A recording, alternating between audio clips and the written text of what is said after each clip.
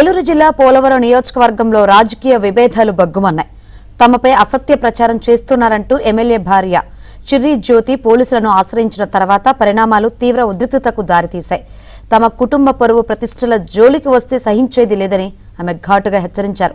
PS నుంచి బయటకు వస్తున్న చిర్రి జ్యోతి కారుకు అడ్డంగా జనసేన కార్యకర్తలు కూర్చొని నిరసన తెలపడంతో పరిస్థితి ఉద్రిక్తంగా మారింది.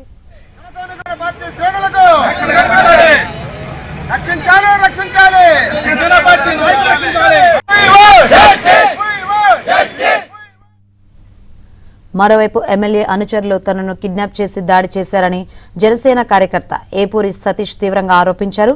ఎమ్మెల్యేపై ఉన్న పోస్ట్ను ఫార్వర్డ్ చేశారన్న కారణంతో తనను కారులో బంధించి నిర్మానుష్య ప్రాంతానికి తీసుకువెళ్లి దాడి చేశారని ఆవేదన వ్యక్తం చేశారు.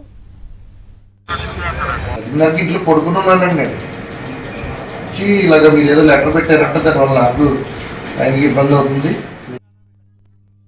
ప్రసన్నాన్ని అతను వచ్చి మీరు దిగండి సార్ మాట్లాడే పని ఉందన్న. నేను అనుకున్నాను ఎమ్మెల్యే వచ్చి ఇక్కడికి తోటలో